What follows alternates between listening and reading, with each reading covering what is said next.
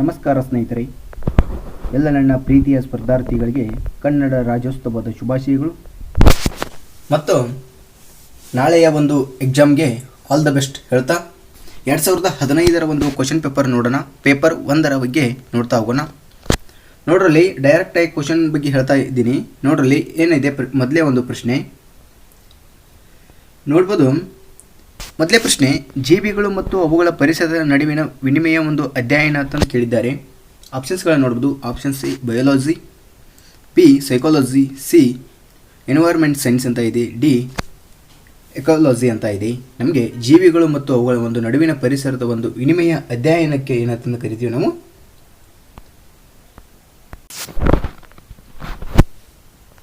Options ನಾವು D ecology ಅಂತ ನೋಡ್ತೀವಿ. ಅಂದರೆ ಜೀವಿಗಳು ಮತ್ತು ಅವುಗಳ ನಡುವಿನ ಒಂದು ಪರಿಸರ ನಡುವಿನ ವಿನಿಮಯ ಒಂದು ಅಧ್ಯಯನಕ್ಕೆ ಏನಂತ ಕರಿತೀವಿ, ಎಕಾಲಜಿ ಅಂತ ಕರಿತೀವಿ.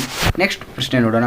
2ನೇ ಪ್ರಶ್ನೆ, ವಿಸ್ತೃತ ವನ್ಯಜೀವಿ ರಕ್ಷಣಾ ಕಾಯ್ದೆ ಜಾರಿಗೆ ಬಂದ ವರ್ಷ ಅಂತ ಕೇಳಿದ್ದಾರೆ. Options A 1972, B 1981, C 1985, D 1955 ಅಂತ ಇದೆ. ಇಲ್ಲಿ ನಮಗೆ ಆನ್ಸರ್ ಯಾವುದಾಗುತ್ತೆ ಅಂದರೆ ಆಪ್ಷನ್ಸ್ ಎ ಕರೆಕ್ಟ್ ಆಗಿರುವಂಥದ್ದು 1972. ಅಂದರೆ ವನ್ಯಜೀವಿ ರಕ್ಷಣಾ ಕಾಯ್ದೆ ಜಾರಿಗೆ ಬಂದ ವರ್ಷ ಎಷ್ಟು? 1972. ಇನ್ನು 3ನೇ ಪ್ರಶ್ನೆ, ಮರ ಕಡಿಯುವುದರ ಒಂದು ವಿರುದ್ಧ ಕರ್ನಾಟಕದಲ್ಲಿ ವ್ಯಾಪಿಸಿದ ಚಳುವಳಿ ಅಂತ ಕೇಳಿದ್ದಾರೆ. ಕರ್ನಾಟಕದಲ್ಲಿ ಯಾವ ಚಳುವಳಿ ಆಗುತ್ತೆ ಅಂತ ನಿಮಗೆ ಗೊತ್ತಿರಬಹುದು ಸ್ನೇಹಿತರೆ. ಇಲ್ಲಿ ನೋಡ್ರಿ ಆಪ್ಷನ್ಸ್ಗಳನ್ನು ನೋಡ್ರಿ. ಎ ಚಿಪ್ಕೋ ಚಳುವಳಿ, ಬಿ ಕೈಗಾ ಚಳುವಳಿ, ಅದೇ ರೀತಿ ಸಿ ಅಪ್ಪಿಕೋ ಚಳುವಳಿ, ಡಿ ನಂದಿಕೂರು ಚಳುವಳಿ ಅಂತಂದು ನೋಡ್ತೀವಿ. ಇಲ್ಲಿ ನಮಗೆ 3ನೇ ಒಂದು ಪ್ರಶ್ನೆಗೆ ಆಪ್ಷನ್ಸ್ ಅಪ್ಪಿಕೋ ಚಳುವಳಿ ಅನ್ನುವುದು ಕರ್ನಾಟಕದ ಒಂದು ವ್ಯಾಪಿಸಿದ ಚಳುವಳಿ ಅಂತಂದು ನೋಡ್ತೀವಿ. ಅದೇ ರೀತಿ 4ನೇ ಪ್ರಶ್ನೆ ನೋಡೋಣ. ವಾಯುಮಾಲಿನ್ಯಕ್ಕೆ ಮುಖ್ಯ ಕಾರಣವಾಗುವ ಕಾಂಪೌಂಡ್ಗಳು ಯಾವುವು ಅಂತ ಇದೆ. ಆಪ್ಷನ್ಸ್ ಎ ಸಲ್ಫರ್ ಕಾಂಪೌಂಡ್ಗಳು, ನೈಟ್ರೋಜನ್ ಆಗಿರ್ಬೋದು, ಸಿ ಆಕ್ಸಿಜನ್ ಕಾಂಪೌಂಡ್ಗಳು ಅಂತ ನೋಡ್ತೀವಿ, ಡಿ ಹೆಲೋಜನ್ ಕಾಂಪೌಂಡ್ಗಳು ಅಂತಂದು ನೋಡ್ತೀವಿ. ಇಲ್ಲಿ ಆಪ್ಷನ್ಸ್ 4ನೇ ಒಂದು ಪ್ರಶ್ನೆಗೆ ಆಪ್ಷನ್ಸ್ ಸಿ ಆಗಿರುವಂಥದ್ದು ಆಕ್ಸಿಜನ್ ಕಾಂಪೌಂಡ್ಗಳು ಅಂತಂದು ನೋಡ್ತೀವಿ. ಒಂದು ವಾಯು ಮಾಲಿನ್ಯಕ್ಕೆ ಕಾರಣವಾದ ಕಾಂಪೌಂಡ್ಗಳು. ಇನ್ನು 5ನೇ ಒಂದು ಪ್ರಶ್ನೆ, ಸರೋವರ ಮತ್ತು ಸಮುದ್ರಗಳಲ್ಲಿ ಕೆಂಪು ಅಲೆಗೆ ನಾವು ಕಾರಣಗಳನ್ನು ಕೇಳ್ತೀವಿ. Options A eutrophication, B conjunction, C oxidation, D precipitation ಅಂತ ನೋಡ್ತೀವಿ. ಇಲ್ಲಿ ಆನ್ಸರ್ ನಮಗೆ 5ನೇ ಒಂದು ಪ್ರಶ್ನೆಗೆ ಆಪ್ಷನ್ಸ್ ಎ ಕರೆಕ್ಟ್ ಆಗಿರುವಂಥದ್ದು ಯೂಟ್ರೋಫಿಕೇಶನ್ ಅಂತ ನೋಡ್ತೀವಿ. ಇನ್ನು 6ನೇ ಪ್ರಶ್ನೆ ನೋಡ್ರಿ. ಶಬ್ದದ ತೀವ್ರತೆಯನ್ನು ಡೆಸಿಬಲ್ಗಳಲ್ಲಿ ಅಳೆಯುತ್ತಾರೆ. ಸಾಮಾನ್ಯ ಮಾತಿನ ಒಂದು ಡೆಸಿಬಲ್ ಎಷ್ಟಿರಬೇಕು ಅಂತ ಇದೆ. ಇಲ್ಲಿ ಆಪ್ಷನ್ಸ್ ನೋಡ್ಬೋದು. ಎ 30, ಬಿ 60, ಸಿ 90, ಡಿ 120 ಇದೆ. ನಮಗೆ ಕರೆಕ್ಟ್ ಆಗಿರುವಂಥ ಆನ್ಸರ್ ಆಪ್ಷನ್ 60. ಸಾಮಾನ್ಯ ಒಂದು ಡೆಸಿಬಲ್ ಅಂದರೆ ಶಬ್ದದ ಒಂದು ತರಂಗ ಎಷ್ಟಾಗಿರುತ್ತೆ, ಸಾಮಾನ್ಯ ಒಂದು ಮಾತು. ಈಗ ನೀವು ಮಾತನಾಡುತ್ತಿದ್ರೆ ಸಾಮಾನ್ಯವಾಗಿ ಅದು ಎಷ್ಟು ಡೆಸಿಬಲ್ ಆಗಿರುತ್ತೆ? ಸಾಮಾನ್ಯ ಒಂದು ಮಾತು ಅಂದರೆ ನಮಗೆ 60 ಒಂದು ಡೆಸಿಬಲ್ ಅಂತ ನೋಡ್ತೀವಿ. ಇನ್ನು ನೆಕ್ಸ್ಟ್ ಪ್ರಶ್ನೆ ನೋಡೋಣ. ಇಲ್ಲಿ ನೋಡ್ಬೋದು, ಇಲ್ಲಿ 1ರಿಂದ 6ರವರೆಗೆ ಒಂದು ಪ್ರಶ್ನೆಗಳನ್ನು ಕೊಟ್ಟಿದ್ದಾರೆ. ಯಾರಿಗೆ ಕೊಟ್ಟಿದ್ದಾರೆ ಅಂದರೆ ಇಲ್ಲಿ ಅಂಧ ವಿದ್ಯಾರ್ಥಿಗಳಿಗೆ, ಅಂದರೆ ಅಂಗವಿಕಲರ ಒಂದು ವಿದ್ಯಾರ್ಥಿಗಳಿಗೆ ಈ ಒಂದು ಪ್ರಶ್ನೆಯನ್ನು ಕೊಟ್ಟಿದ್ದಾರೆ. ಯಾವ ಪ್ರಶ್ನೆ? 6 ಪ್ರಶ್ನೆಗಳನ್ನು ಈ ಅಂಗವಿಕಲ ವಿದ್ಯಾರ್ಥಿಗಳಿಗೆ ಕೊಟ್ಟಿರುವಂಥದ್ದು ನೋಡ್ಬೋದು. ಈ ಪ್ಯಾರಾಗ್ರಾಫನ್ನು ಕೊಡ್ತಾರೆ. ಈ ಪ್ಯಾರಾಗ್ರಾಫನ್ನು ಓದಿಕೊಂಡು 6 ಪ್ರಶ್ನೆಗಳನ್ನು ಬರೀಬೇಕು. ನೋಡ್ಬೋದು ಈ ರೀತಿ ಇರುತ್ತೆ ಪ್ರಶ್ನೆ. ಇನ್ನು ನೆಕ್ಸ್ಟ್ ಮುಂದಿನ ಒಂದು ಪ್ರಶ್ನೆಗಳನ್ನು ನೋಡ್ತಾ ಹೋಗೋಣ ನಾವು. ದತ್ತಾಂಶವನ್ನು ಆಧರಿಸಿ ಪ್ರಶ್ನೆ 7ರಿಂದ 12 ಉತ್ತರಿಸಿ ಅಂತ ಇದೆ. ಒಂದು ರಾಜ್ಯವೊಂದರ ವಯಸ್ಸಿನ ಅನುಸಾರವಾಗಿ ಜನಸಂಖ್ಯೆ ಹಂಚಿಕೆ ಅಂತ ಇದೆ. ನೋಡ್ರಲ್ಲಿ 7ರಿಂದ 12ನೇ ಒಂದು ಪ್ರಶ್ನೆ ಕೊಟ್ಟಾರು. ಇಲ್ಲಿ ದತ್ತಾಂಶ ವಿಶ್ಲೇಷಣೆ ಮೇಲೆ ಪ್ರಶ್ನೆಯನ್ನು ಕೇಳಿದ್ದಾರೆ. ನೋಡ್ರಲ್ಲಿ ಒಂದೊಂದು ಪ್ರಶ್ನೆಯಾಗಿ ಬಿಡಿಸ್ತಾ ಹೋಗ್ತೀನಿ. ನೋಡ್ರಲ್ಲಿ ಏನು ಕೊಟ್ಟಿದ್ದಾರೆ. 7ನೇ ಪ್ರಶ್ನೆ ನೋಡ್ರಿ. ಮೊದಲು ನಾವು ಈ ಡಾಟಾವನ್ನು ಓದ್ಕೋಬೇಕು. ಈ ಡಾಟಾ ಏನಿದೆ, ವಯಸ್ಸಿನ ಒಂದು ಗುಂಪು ಶೇಕಡಾವಾರು ಅಂತ ನೋಡ್ತೀರಿ. 15 ವರ್ಷದವರೆಗೆ 30% ಇದೆ. ಶೇಕಡಾವಾರು ಅಂದಾಗ 30%. ಇಲ್ಲಿ ಪರ್ಸೆಂಟೇಜ್ ಕೊಟ್ಟಿಲ್ಲ ಅವ್ರು, ಮುಂದೆ ನಿಮಗೆ ಇಲ್ಲಿ ಮ್ಯಾಗೆ ಕೊಟ್ಟಾರ ಅವ್ರು ಪರ್ಸೆಂಟೇಜ್ ಅಂತಂದು. ಈ ರೀತಿ ಪರ್ಸೆಂಟೇಜ್ ನಮಗೆ ನೋಡ್ರಲ್ಲಿ ಏನಿದೆ, 15ರವರೆಗೆ 30%, 25ರವರೆಗೆ 47.75% ಇದೆ. ಇಲ್ಲಿ 35ರವರೆಗೆ 65% ಇದೆ, 45ರವರೆಗೆ 79.50% ಇದೆ. ನೆಕ್ಸ್ಟ್ ಏನಿದೆ, 50ವರೆಗೆ 93.75% ಇದೆ, 65ರವರೆಗೆ 98.87% ಇದೆ, 110ರವರೆಗೆ 100% ಅಂತ ಈ ರೀತಿ ಒಂದು ಪರ್ಸೆಂಟೇಜನ್ನು ಕೊಟ್ಟಿದ್ದಾರೆ. ಇಲ್ಲಿ ಮೊದಲೇ ಪ್ರಶ್ನೆ ನೋಡೋಣ. ಈ ಒಂದು ಡಾಟಾ ಇಂಟರ್ಪ್ರಿಟೇಷನ್ ಎಂಬ ಒಂದು ಕ್ಲಾಸಿನಲ್ಲಿ ಅಂದರೆ ಹೇಳಿದ್ದೇನೆ, ಆದರೂ ಸಹಿತ ಇಲ್ಲಿ ಬಿಡಿಸ್ತಾ ಇದ್ದೀನಿ ನೋಡ್ರಲ್ಲಿ. 7ನೇ ಪ್ರಶ್ನೆ ಏನಿದೆ, ಈ ಕೆಳಗೆ ಒಂದು ನಮೂದಿಸಿರುವ ಒಂದು ಯಾವ ಒಂದು ವಯಸ್ಸಿನ ಗುಂಪು ರಾಜ್ಯದ ಒಂದು ಗರಿಷ್ಠ ಜನಸಂಖ್ಯೆಯನ್ನು ಹೊಂದಿದೆ ಅಂತ ಪ್ರಶ್ನೆ ಕೊಟ್ಟಿದ್ದಾರೆ. ಆಪ್ಷನ್ಸ್ಗಳನ್ನು ನೋಡ್ಬೋದು. 0ರಿಂದ 15, ಬಿ 15ರಿಂದ 35, ಸಿ 25ರಿಂದ 45, ಡಿ 46ಕ್ಕಿಂತ ಮೇಲ್ಪಟ್ಟು ಅಂತ ಇದೆ. ನೋಡ್ರಲ್ಲಿ ಏನು ಕೊಟ್ಟಿದ್ದಾರೆ ಅಂದರೆ, ಈ ಕೆಳಗೆ ಒಂದು ನಮೂದಿಸಿರುವ ಒಂದು ಯಾವ ವಯಸ್ಸಿನ ಗುಂಪು ರಾಜ್ಯದ ಒಂದು ಗರಿಷ್ಠ ಜನಸಂಖ್ಯೆಯನ್ನು ಹೊಂದಿದೆ. ನೋಡ್ರಲ್ಲಿ ಎಲ್ಲಿವರೆಗೆ ಅಂದರೆ ಈ 15 ಒಂದು 25ರವರೆಗೆ. ಅದೇ ರೀತಿ ಈ ರೀತಿ ಒಂದು 4 ಆಪ್ಷನ್ಸ್ಗಳನ್ನು ಕೊಟ್ಟಿದ್ದಾರೆ. 4 ಆಪ್ಷನ್ಸ್ಗಳನ್ನು ನಾವು ಯಾವ ರೀತಿ ಬಿಡಿಸ್ಬೇಕಂದ್ರೆ ಪರ್ಸೆಂಟೇಜ್ ಮ್ಯಾಗ ಬಿಡಿಸ್ಬೇಕು. ಇಲ್ಲೇನು ಕೊಟ್ಟಿದ್ದಾರೆ, 30%, 47%, 65%, 79%, ಇನ್ನು ಮುಂದಿನ 46ಕ್ಕಿಂತ ಮೇಲ್ಪಟ್ಟು ಅಂತ ಕೊಟ್ಟಿದ್ದಾರೆ. ಇವುಗಳನ್ನು ಒಂದೊಂದಾಗಿ ಬಿಡಿಸ್ತಾ ಹೋಗೋಣ. ನೋಡ್ರಲ್ಲಿ ಏನಿದೆ, ನಾವು 15% ಎಷ್ಟು ಕೊಟ್ಟಿದ್ದಾರೆ, 1ರಿಂದ 15% ಎಷ್ಟಾಗೈತೆ, 1ರಿಂದ 15ರವರೆಗೆ ಎಷ್ಟು ಕೊಟ್ಟಿದ್ದಾರೆ, 30%. ಅದೇ ರೀತಿ ಅವರು 25ರವರೆಗೆ ಅಂದಾರು. 25ರವರೆಗೆ ಅಂದರೆ 16ರಿಂದ 25ರವರೆಗೆ ಅಂತ ಕೊಟ್ಟಿಲ್ಲ, 16ರಿಂದ 25ರವರೆಗೆ ಅಂತ ಕೊಟ್ಟಿಲ್ಲ. ಅವರು ಏನು ಕೊಟ್ಟಿದ್ದಾರೆ, 1ರಿಂದ 25ರವರೆಗೆ ಕೊಟ್ಟಿದ್ದಾರೆ. ಎಷ್ಟು ಪರ್ಸೆಂಟೇಜ್ ಕೊಟ್ಟಾರೆ, 47% ಕೊಟ್ಟಾರೆ. 47% ಕೊಟ್ಟಾರಂದರೆ ನಮಗೆ ಇಲ್ಲಿ ಏನು ಕಂಡುಹಿಡಬೇಕು, ನಾವು 25ರವರೆಗೆ ಅಂದರೆ 1ರಿಂದ 25 ಅಂತ ತಿಳ್ಕೊಬೇಡ್ದು. ಇಲ್ಲಿ ನಮಗೆ ಇದು ನೋಡ್ರಲ್ಲಿ ಮೊದಲು ನಾನು ನಿಮಗೆ ಇಲ್ಲಿ ಇದು 1, ಇದು 1, ಇದು 1, ಇದು 2, 3, 4, 5 ಈ ರೀತಿ ಇವು ನಂಬರ್ಗಳನ್ನ ತಂದು ತಿಳ್ಕೊಳ್ಬೇಕು ನೀವು. ಈ ಮೊದಲೇದು ಒಂದು ನಂಬರಿನಲ್ಲಿ 15ರವರೆಗೆ ಅಂದರೆ 1ರಿಂದ 15ರವರೆಗೆ 30% ಅಂತ ಹೇಳ್ಯಾರ. ಅದೇ ರೀತಿ ನೆಕ್ಸ್ಟ್ ಏನಿದೆ, 1ರಿಂದ 25ರವರೆಗೆ 47% ಕೊಟ್ಟಾರ ಅವರು. ಆಲ್ರೆಡಿ ನಾವು 1ರಿಂದ 15 ಕಂಡುಹಿಡಿದೀವಿ. ಕಂಡುಹಿಡಿದಾಗ ನಾವು ಏನು ಮಾಡಬೇಕಿಲ್ಲಿ, 15ರಿಂದ 16ರಿಂದ ಅಂತಂದು ಬರ್ಕೋರಿ, ಇಲ್ಲ 15 ಅಂತಾರೆ ಬರ್ಕೋರಿ. 16ರಿಂದ ನಾವು 25ರವರೆಗೆ ಎಷ್ಟು ಕಾಣ್ತೀವಿ ಅಂತಂದು ಕಂಡುಹಿಡಿಬೇಕು ನಾವು. ಇಲ್ಲಿ 1ರಿಂದ 15 ಎಷ್ಟಿದೆ,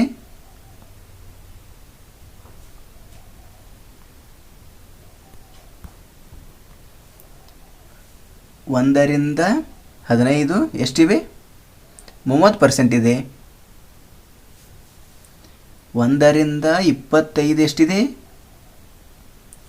ಅಂದರೆ ನಮಗೆ 47% ಇದ್ದಿದೆ, 47.75. ಇಲ್ಲಿ ನಮಗೆ 1ರಿಂದ 25 ಅಂತಂದು ಅವ್ರು ಕೊಟ್ಟಿದ್ದಾರೆ. ಆದರೆ ನಾವು ಇಲ್ಲಿ ಯಾವ ರೀತಿ ಕಂಡುಹಿಡಬೇಕಂದ್ರೆ ಇಲ್ಲಿ 16ರಿಂದ 25 ಅಂತಂದು ತಿಳ್ಕೊಬೇಕು. ಯಾಕೆ ಅಂದರೆ ನಮಗೆ ಆಲ್ರೆಡಿ 15% ಅಂದರೆ 1ರಿಂದ 15ರವರೆಗೆ ಕೊಟ್ಟಿದ್ದಾರೆ. ಎಷ್ಟು ಪರ್ಸೆಂಟೇಜ್ ಕೊಟ್ಟಿದ್ದಾರೆ, 30% ಕೊಟ್ಟಿದ್ದಾರೆ.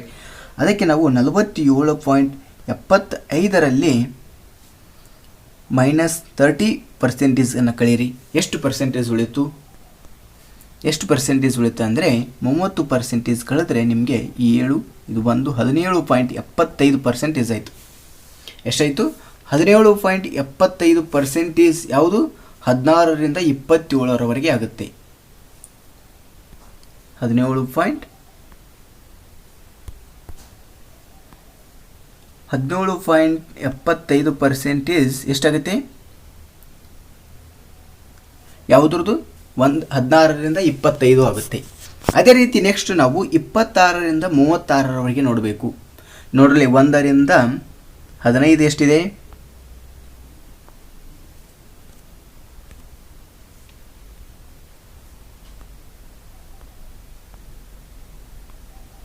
1ರಿಂದ 15 30% ಇದೆ. 16ರಿಂದ 25 ಎಷ್ಟಿದೆ, 17.75 ಇದೆ.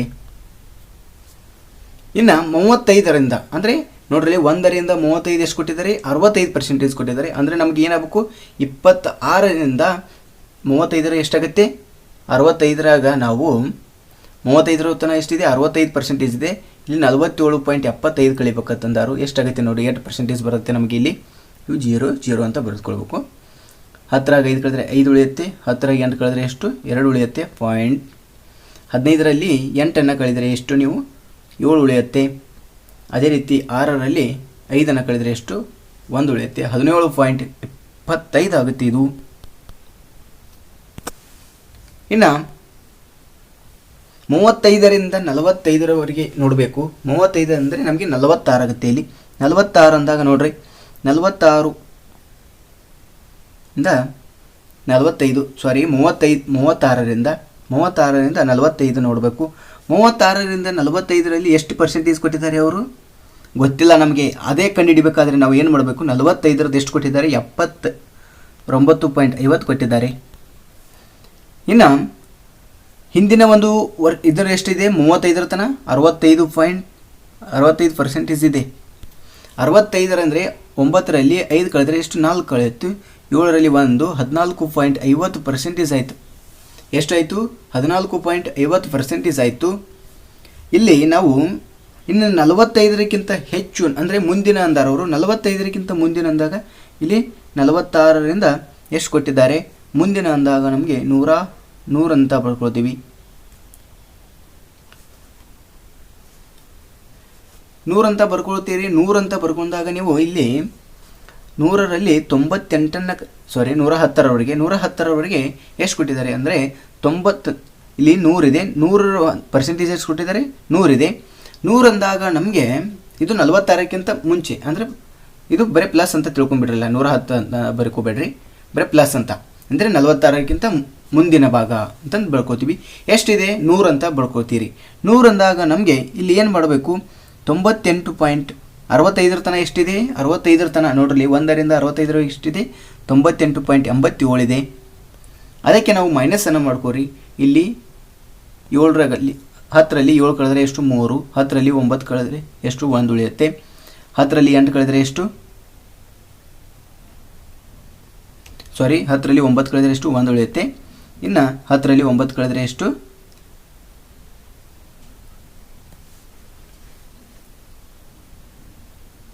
10ರಲ್ಲಿ 10 ಕಳೆದ್ರೆ ಎಷ್ಟು, 0 ಆಯಿತು. 1.30 ಆಯ್ತು ಇದು ನೋಡ್ರಲ್ಲಿ.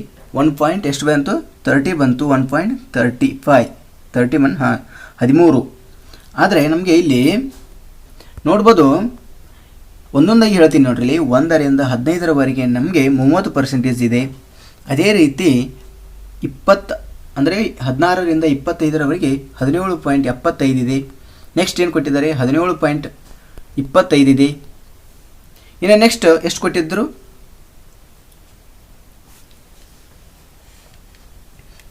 14.50% ನೋಡ್ತೀವಿ. ನೆಕ್ಸ್ಟು ಯಾವುದರ 14% ಎಲ್ಲಿಂದ ನೋಡ್ತೀವಿ, 35ರಿಂದ ಅಂದರೆ 36ರಿಂದ 40ರವರೆಗೆ 50% ನೋಡ್ತೀವಿ. ಅದೇ ರೀತಿ 14.25 ನೋಡ್ತೀವಿ.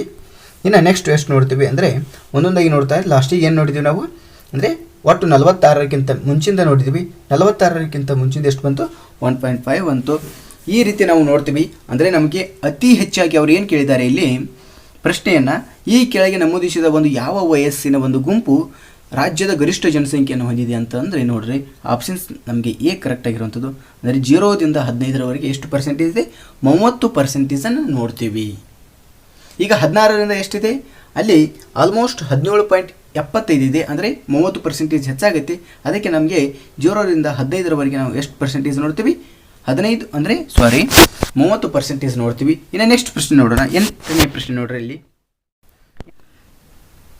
8ನೇ ಪ್ರಶ್ನೆ ನೋಡ್ರಿ. ಪ್ರತಿ ಒಂದು 4 ಲಕ್ಷ ಜನರಲ್ಲಿ 25 ವರ್ಷ ವಯಸ್ಸಿಗಿಂತ ಕೆಳಗಿನವರ ಒಂದು ಜನರೆಷ್ಟು ಅಂತ ಕೆಟ್ಟಿದ್ದಾರೆ. ಆಪ್ಷನ್ಸನ್ನು ನೋಡ್ಬೋದು. ಆಪ್ಷನ್ಸ್ 1,91,000, ಆಪ್ಷನ್ಸ್ 1,90,000, ಆಪ್ಷನ್ಸ್ 1,94,000, ಆಪ್ಷನ್ಸ್ 1,91,000 ಅಂತ ಇದೆ.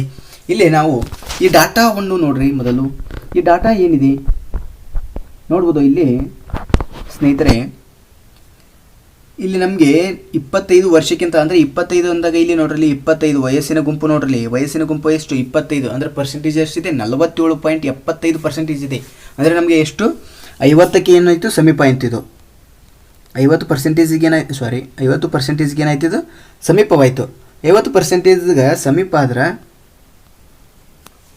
ನಾವು 100%ಗೆ ಎಷ್ಟು ಕೊಟ್ಟಾರ ಅವರು 4 ಲಕ್ಷ ಕೊಟ್ಟಾರ. ಅವರು 100%ಗೆ ಎಷ್ಟು ಕೊಟ್ಟಾರು 4 ಲಕ್ಷ ಕೊಟ್ಟಾರು.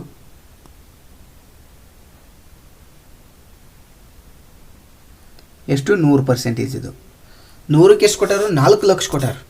4 ಲಕ್ಷ ಅಂದಾಗ ನಮಗೆ ಏನು ಬೇಕು ಇಲ್ಲಿ ನಾವು ಈ 47.75 ಅಂತಂದ ಅವ್ರ ಪರ್ಸೆಂಟೇಜ್ ಇದೆ ಅಂದರೆ 47.75% ಬೇಕು ನಮಗೆ ಕಂಡುಹಿಡಿಬೇಕು. 47.75% ಅಂದರೆ ನೋಡ್ರಿ 50%ಗೆ ಸಮೀಪ ಇದೆ ರೀ. ನಮಗೆ ಡೈರೆಕ್ಟಾಗಿ ಅಂದರೆ ಈಗ 47.75 ಕಂಡುಹಿಡಿಬೇಕಾದ್ರೆ ಸ್ವಲ್ಪ ಕ್ಯಾಲ್ಕುಲೇಷನ್ ತಪ್ಪಾಗುತ್ತೆ ಅಂದರೆ ಮಿಸ್ಟೇಕ್ ಮಾಡ್ತೀವಿ. ಅದಕ್ಕೆ ನಾವು 50% ಅಂತ ಡೈರೆಕ್ಟ್ ತಗೋತೀವಿ. 50% ಅಂತ ತೆಗೆದುಕೊಂಡಾಗ ನಾವು ಮೊದಲು 10% ಅಂದರೆ ನಮಗೆ ಇಲ್ಲಿ ಎಷ್ಟು ಪರ್ಸೆಂಟೇಜ್ ಡಿಫ್ರೆಂಟ್ ಉಳಿತು ನೋಡ್ರಿ 47ರಲ್ಲಿ 47.75 ಇದೆ ಅಂದರೆ 2.25 ನಮಗೆ ಹೆಚ್ಚಾಯಿತು. ಅಂದರೆ ಈಗ 50% ಆಗಿದೆ ನಮಗೆ 47% ಕಳಿಬೇಕು 47.75ನ 50ರಲ್ಲಿ ಅಂದರೆ 2.25 ಉಳಿಯುತ್ತೆ ನಮಗೆ. ಅಂದರೆ 4 ಲಕ್ಷಕ್ಕೆ 10% ಅಂದರೆ ನಾವು ಪರ್ಸೆಂಟೇಜ್ ಒಂದೊಂದಾಗಿ ನೋಡ್ರಿ 1% ಕಂಡಿಬೇಕು 25% ಕಂಡಿಡಬೇಕು. ಇಲ್ಲಿ 10% ಅಂದಾಗ ನಮಗೆ 40,000 ಆಗುತ್ತೆ. 10% ಅಂದಾಗ ಎಷ್ಟಾಗುತ್ತೆ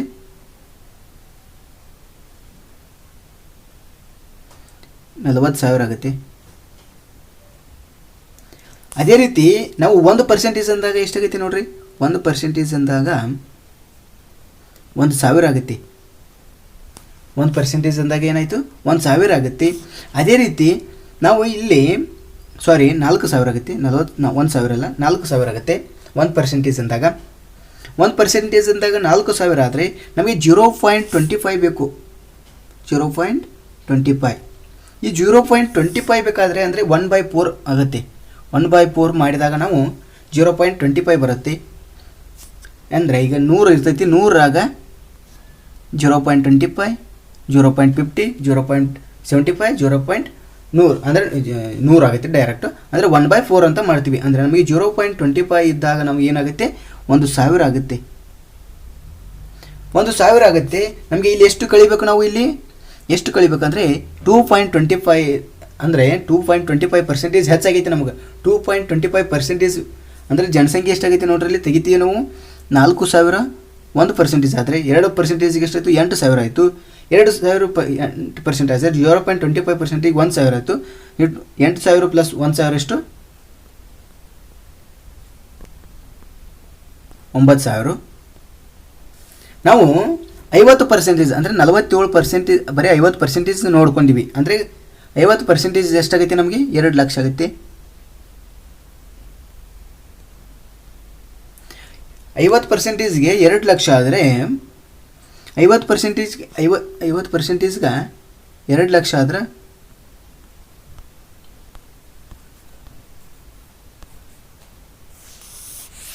50%ದಾಗ ನಮ್ಗೆ 2 ಲಕ್ಷ ಇರ್ತೈತಿ. 2 ಲಕ್ಷನ ನಾವು 9,000 ರೂಪಾಯಿ ಕಳಿಬೇಕು.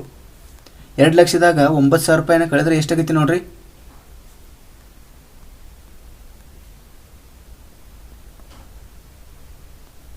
9,000ನ ಕಳೆದ್ರೆ ಎಷ್ಟು 1 10ರಲ್ಲಿ 1 9 ಕಳೆದ್ರೆ 1 ಉಳಿಯುತ್ತೆ. 10ರಲ್ಲಿ 1 ಕಳೆದ್ರೆ 9 2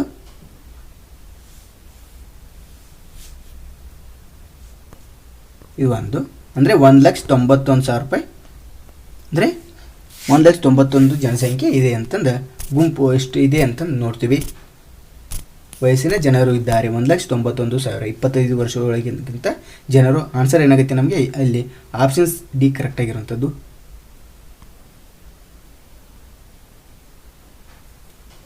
ಇನ್ನು ನೆಕ್ಸ್ಟ್ ಪ್ರಶ್ನೆ ನೋಡೋಣ. 49ನೇ ಪ್ರಶ್ನೆ ನೋಡ್ರಿ. ಡೈರೆಕ್ಟಾಗಿ ಆನ್ಸರನ್ನು ನೋಡ್ತಾ ಹೋಗೋಣ ಅಂದರೆ ಸ್ವಲ್ಪ ಟೈಮ್ ಇಲ್ಲ ಇಲ್ಲಿ. 40 ಲಕ್ಷ ಜನರು 36 ವರ್ಷಗಳಿಗಿಂತ ಕೆಳಗಿನ ವಯಸ್ಸಿನವರು ಎಂದು ತಿಳಿದಿದ್ದಾರೆ. ಎಷ್ಟು ದಶಲಕ್ಷ ಜನರು 56ರಿಂದ 65 ವಯಸ್ಸಿನ ಒಂದು ಗುಂಪಿನಲ್ಲಿದ್ದಾರೆ ಅಂತ ಪ್ರಶ್ನೆ ಇದೆ. ಇಲ್ಲಿ ಆಪ್ಷನ್ಸ್ ಅನ್ನು ನೋಡ್ಬೋದು. 4.2 ದಶಲಕ್ಷ, ಬಿ ಅನ್ನು ನೋಡ್ಬೋದು 3.8 ದಶಲಕ್ಷ, ಸಿ ಅನ್ನು ನೋಡ್ಬೋದು 3.15 ದಶಲಕ್ಷ, ನಿರ್ಧರಿಸಲು ಸಾಧ್ಯವಿಲ್ಲ ಅಂತ ಇದೆ. 9ನೇ ಒಂದು ಪ್ರಶ್ನೆಗೆ ಆಪ್ಷನ್ಸ್ ಯಾವುದಾಗುತ್ತೆ? ನಮಗೆ ಸಿ ಕರೆಕ್ಟ್ ಆಗಿರುವಂಥದ್ದು. ಇನ್ನು 10ನೇ ಒಂದು ಪ್ರಶ್ನೆ ನೋಡೋಣ. 10ನೇ ಪ್ರಶ್ನೆ ಏನಿದೆ, 20 ದಶಲಕ್ಷ ಜನರು 56ಕ್ಕಿಂತ ಹೆಚ್ಚು ವಯಸ್ಸಿನವರಿದ್ದಾರೆ. 16-25 ವಯಸ್ಸಿನ ಗುಂಪಿನವರು 46ರಿಂದ 55ರ ಒಂದು ವಯಸ್ಸಿನ ಗುಂಪುಗಳ ನಡುವಿನ ಒಂದು ಒಟ್ಟು ಜನರ ಒಂದು ವ್ಯತ್ಯಾಸ ಅಂತ ಕೊಟ್ಟಿದ್ದಾರೆ. ನಮಗೆ ಇಲ್ಲಿ ಆನ್ಸರ್ ಯಾವುದಾಗುತ್ತೆ? 10ನೇ ಒಂದು ಪ್ರಶ್ನೆಗೆ ಆಪ್ಷನ್ಸ್ ಬಿ ಕರೆಕ್ಟ್ ಆಗಿರುವಂಥದ್ದು. ಇನ್ನು ನೆಕ್ಸ್ಟ್ ಪ್ರಶ್ನೆ ನೋಡೋಣ.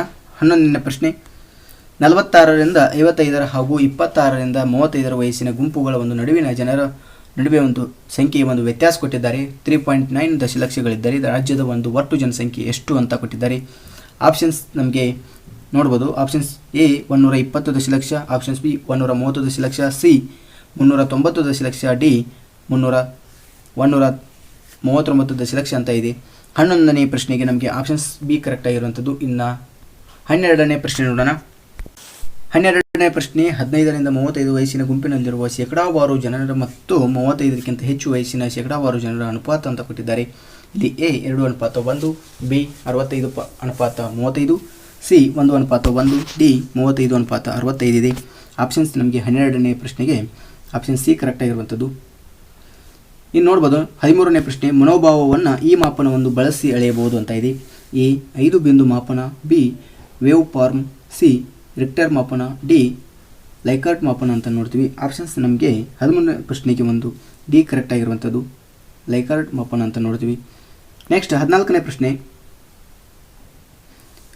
ಏರೋಬಿಕ್ ವ್ಯಾಯಾಮವು ಆಂತರಿಕ ಮನಸ್ಥಿತಿಯನ್ನು ಕಡಿಮೆಗೊಳಿಸುತ್ತದೆ ಎಂಬ ಪ್ರಕಲ್ಪನೆಯಲ್ಲಿ ಸ್ವತಂತ್ರ ಪರಿವರ್ತಕ 4 ಮತ್ತು ಅವಲಂಬಿತ ಒಂದು ಪರಿವರ್ತಕ ಡಿವಿಗಳನ್ನು ಗುರುತಿಸಿ ಅಂತ ಇದೆ.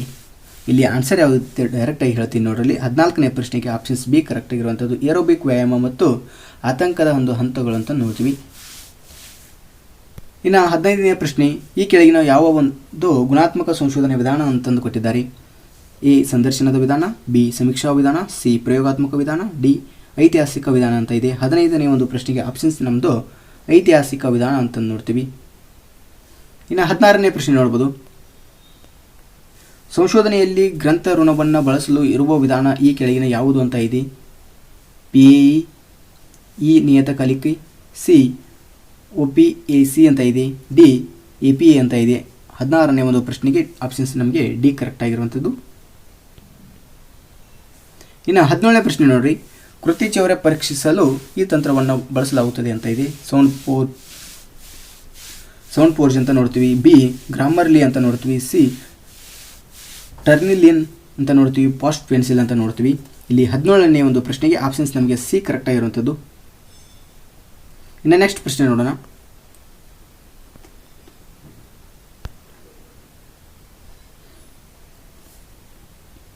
ಸಿಗರೇಟು ಸೇವನೆಯಿಂದ ಶ್ವಾಸಕೋಶ ಕ್ಯಾನ್ಸರ್ ಉಂಟಾಗುತ್ತದೆ ಎನ್ನುವ ಒಂದು ಪ್ರಕಲ್ಪನೆಯಲ್ಲಿ ಸ್ವತಂತ್ರ ಪರಿವರ್ತಕ ಮತ್ತು ಅವಲಂಬಿತ ಪರಿವರ್ತಕ ಡಿವಿಡಿಗಳನ್ನು ಗುರುತಿಸಿ ಅಂತ ಇದೆ. ನೋಡ್ರಿ ಆನ್ಸರ್ ಯಾವುದಾಗುತ್ತೆ? ನಮಗೆ 18ನೇ ಒಂದು ಪ್ರಶ್ನೆಗೆ ಆಪ್ಷನ್ ಸಿ ಕರೆಕ್ಟ್ ಆಗಿರುವಂಥದ್ದು. ಸಿಗರೇಟು ಸೇವನೆ 4 ಮತ್ತು ಶ್ವಾಸಕೋಶ ಕ್ಯಾನ್ಸರ್ ಡಿ ಅಂತ ನೋಡ್ತೀವಿ. ಇನ್ನು 19ನೇ ಪ್ರಶ್ನೆ, ಸಂವಾಹಕ ಮತ್ತು ಸಂವಾಹಿತನ ಸಂದೇಶದ ಒಂದು ನಡುವೆ ಅರ್ಥ ವ್ಯತ್ಯಾಸ ಉಂಟಾಗುವುದನ್ನು ಹೀಗೆ ಕರೆಯಬಹುದು ಅಂತ ಇದೆ. ಎ ವರ್ಚುವಲ್ ಡಿಕೋಡಿಂಗ್ ಅಂತ ನೋಡ್ತೀವಿ, ಬಿ ಅಬೆರೆಂಟ್ ಡಿಕೋಡಿಂಗ್ ಅಂತ ನೋಡ್ತೀವಿ, ಸಿ ಪೆಕ್ಚುವಲ್ ಡಿಕೋಡಿಂಗ್ ಅಂತ ನೋಡ್ತೀವಿ, ಡಿ ಫಾರ್ಮಲ್ ಡಿಕೋಡಿಂಗ್ ಅಂತ ನೋಡ್ತೀವಿ. ಆಪ್ಷನ್ಸ್ ನಮಗೆ ನೋಡ್ಬೋದು. 19ನೇ ಪ್ರಶ್ನೆಗೆ ಆಪ್ಷನ್ಸ್ ಬಿ ಕರೆಕ್ಟ್ ಆಗಿರುವಂಥದ್ದು, ಅಬೆರೆಂಟ್ ಡಿಕೋಡಿಂಗ್ ಅಂತ ನೋಡ್ತೀವಿ. ಇನ್ನು ನೆಕ್ಸ್ಟ್ ಪ್ರಶ್ನೆ ನೋಡೋಣ. ಡಿಜಿಟಲ್ ಡಿವೈಡ್ ಎಂದರೆ ಎ ನಗರ ಮತ್ತು ಗ್ರಾಮೀಣ ನಡುವಿನ ಕಂದಕ, ಬಿ ತಾಂತ್ರಿಕ ಪರಿಣಿತರು ಮತ್ತು ಕಂಪ್ಯೂಟರ್ ಅನಕ್ಷರಸ್ಥರ ನಡುವಿನ ಕಂದಕ, ಸಿ ಮಾಹಿತಿ ಉಳ್ಳವರು ಮತ್ತು ಮಾಹಿತಿ ರಹಿತ ನಡುವಿನ ಕಂದಕ ಅಂತ ನೋಡ್ತೀವಿ, ಡಿ ಅಭಿವೃದ್ಧಿಶೀಲ ಮತ್ತು ಅಭಿವೃದ್ಧಿ ಹೊಂದಿದ ದೇಶಗಳ ನಡುವಿನ ಕಂದಕ ಅಂತ ನೋಡ್ತೀವಿ. ಆಪ್ಷನ್ಸ್ ನಮಗೆ 20ನೇ ಪ್ರಶ್ನೆಗೆ ಇಲ್ಲಿ ಸಿ ಕರೆಕ್ಟ್ ಆಗಿರುವಂಥದ್ದು, ಮಾಹಿತಿ ಉಳ್ಳವರು ಮತ್ತು ಮಾಹಿತಿ ರಹಿತ ಒಂದು ನಡುವಿನ ಕಂದಕ ಅಂತ ನೋಡ್ತೀವಿ. ಇನ್ನು 21ನೇ ಪ್ರಶ್ನೆ, Charlie Chaplin cinema the one modern times ಅಂತ ನೋಡ್ತೀವಿ. ಆಪ್ಷನ್ಸ್ಗಳನ್ನು ನೋಡ್ಬೋದು. ಎ ಕೈಗಾರಿಕಾ ಸಮಾಜವನ್ನು ಗೇಲಿ ಮಾಡುತ್ತದೆ, ಬಿ ಸಾಂಪ್ರದಾಯಿಕ ಸಮಾಜವನ್ನು ಟೀಕಿಸುತ್ತದೆ, ಸಿ ಕೈಗಾರಿಕಾ ಸಮಾಜದ ಕುರಿತು ವಿಷಾದಿಸುತ್ತದೆ, ಡಿ ಕೈಗಾರಿಕಾ ಸಮಾಜವನ್ನು ಹೋಲುತ್ತದೆ ಅಂತ ಇದೆ. 21ನೇ ಪ್ರಶ್ನೆಗೆ ಆಪ್ಷನ್ಸ್ ನಮಗೆ ಸಿ ಕರೆಕ್ಟ್ ಆಗಿರುವಂಥದ್ದು, ಕೈಗಾರಿಕಾ ಸಮಾಜದ ಒಂದು ಕುರಿತು ವಿಷಾದಿಸುತ್ತದೆ ಅಂತ ನೋಡ್ಬೋದು. ಇನ್ನು 22ನೇ ಪ್ರಶ್ನೆ ನೋಡ್ಬೋದು. ವೆಬ್ ಆಧಾರಿತ ವಿಚಾರ ವಿನಿಮಯ ಮಾಡುವ ಜನರ ಒಂದು ಗುಂಪನ್ನು ಹೀಗೆ ಕರೆಯಬಹುದು ಅಂತ ಇದೆ. A mediated community, B virtual community, C ಅಂತಾರಾಷ್ಟ್ರೀಯ ಕಮ್ಯುನಿಟಿ, ಡಿ ಇಂಟರ್ನೆಟ್ ಕಮ್ಯುನಿಟಿ ಅಂತ ಇದೆ. 22ನೇ ಪ್ರಶ್ನೆಗೆ ಆಪ್ಷನ್ಸ್ ನಮಗೆ ಬಿ ಕರೆಕ್ಟ್ ಆಗಿರುವಂಥದ್ದು ವರ್ಚುವಲ್ ಕಮ್ಯುನಿಟಿ ಅಂತ ನೋಡ್ತೀವಿ. ಇನ್ನು ನೆಕ್ಸ್ಟ್ ಪ್ರಶ್ನೆ ನೋಡೋಣ. 23ನೇ ಪ್ರಶ್ನೆ, ಪ್ಯಾಟಿಕ್ ಸಂವಹನವೆಂದರೇನು? ಅಂದರೆ ನೋಡ್ರಲ್ಲಿ ಎ ಅನ್ನು ನೋಡ್ಬೋದು, ಸಂವಹನ ಒಂದು ಆರಂಭದ ಮಾತುಗಳು, ಸಂವಹನದ ಒಂದು ಅಂತಿಮ ಮಾತುಗಳು, ಸಾಂಪ್ರದಾಯಿಕ ಸಂವಹನದ ಇನ್ನೊಂದು ಹೆಸರು, ಡಿ ಅಸಾಂಪ್ರದಾಯಿಕ ಸಂವಹನದ ಇನ್ನೊಂದು ಹೆಸರು ಅಂತ ಇದೆ. 23ನೇ ಒಂದು ಪ್ರಶ್ನೆಗೆ ಆಪ್ಷನ್ಸ್ ನಮಗೆ ಎ ಕರೆಕ್ಟ್ ಆಗಿರುವಂಥದ್ದು ಸಂವಹನದ ಒಂದು ಆರಂಭದ ಮಾತುಗಳು ಅಂತ ನೋಡ್ತೀವಿ ಪ್ಯಾಟಿಕ್ ಸಂವಹನ ಎಂದರೆ. ಇನ್ನು ನೆಕ್ಸ್ಟ್ ಪ್ರಶ್ನೆ ನೋಡೋಣ. 24ನೇ ಒಂದು ಪ್ರಶ್ನೆ, ಜನಪ್ರಿಯ ಸಂಸ್ಕೃತಿ ಎಂದರೆ ಎ ವರ್ಗ ಸಂಸ್ಕೃತಿ, ಬಿ ಸಮೂಹ ಸಂಸ್ಕೃತಿ, ಸಿ ಮಧ್ಯಮ ವರ್ಗ ಸಂಸ್ಕೃತಿ, ಡಿ ಅಶ್ಲೀಲ್ ಸಂಸ್ಕೃತಿ ಅಂತ ನೋಡ್ತೀವಿ. ಒಂದು ಜನಪ್ರಿಯ ಸಂಸ್ಕೃತಿ ಎಂದರೆ 24ನೇ ಪ್ರಶ್ನೆಗೆ ನಮಗೆ ಆನ್ಸರ್ ಯಾವುದಾಗುತ್ತೆ ಅಂದರೆ ಆಪ್ಷನ್ ಸಮೂಹ ಸಂಸ್ಕೃತಿ ಅಂತ ನೋಡ್ತೀವಿ. ಜನಪ್ರಿಯ ಸಂಸ್ಕೃತಿ ಯಾವುದು? ಸಮೂಹ ಸಂಸ್ಕೃತಿ ಅಂತ ನೋಡ್ತೀವಿ. ಇನ್ನು 25ನೇ ಪ್ರಶ್ನೆ, ಈ ಕೆಳಗಿನ ಹೇಳಿಕೆಗಳು 1 ಮತ್ತು 2 ಕೊಡಲಾಗಿದೆ, ನಂತರ ಅವುಗಳ ನಿರ್ಧಾರಗಳನ್ನು ಎ ಮತ್ತು ಬಿಗಳನ್ನು ನೀಡಲಾಗಿದೆ. ಹೇಳಿಕೆಗಳನ್ನು ನೀವು ಸರಿ ಎಂದು ಪರಿಗಣಿಸಬೇಕು. ಯಾವ ಒಂದು ನಿರ್ಧಾರಗಳು ಹೇಳಿಕೆಗಳನ್ನು ಹೋಗಿ ತರ್ಕಬದ್ಧವಾಗಿವೆ ಅಂತ ಇದೆ. ಇಲ್ಲಿ ಹೇಳಿಕೆಗಳನ್ನು ಓದ್ಕೋರಿ. ಕೆಲವು ಕೇಕ್ಗಳು ಮಿಠಾಯಿಗಳು, ನೋಡ್ರಿ ಕೆಲವು ಅಂತ ಕೊಟ್ಟಿದ್ದಾರೆ. ಕೆಲವು ಅಂದಾಗ ನಮಗೆ ಇವು ನೋಡ್ರಿ, ಮೊದಲು ಕೇಕ್ ಅಂತ ಬರ್ಕೋತೀರಿ ನೀವು. ಇಲ್ಲಿ ಇದು ಕೇಕು. ಈ ಕೇಕು ಕೆಲವು ಅಂದಾಗ ಕೆಲವು ಮಿಠಾಯಿಗಳಾಗುತ್ತವಂತ. ಈ ಕೆಲವು ಅಂದಾಗ ನಾವು ಅರ್ಧ ಭಾಗ ತಗೋತೀವಿ, ಅರ್ಧ ಭಾಗ ಅಂದಾಗ ಮಿಠಾಯಿಗಳು ಅಂತ ಬರ್ಕೋತೀರಿ. ಮಿಠಾಯಿ.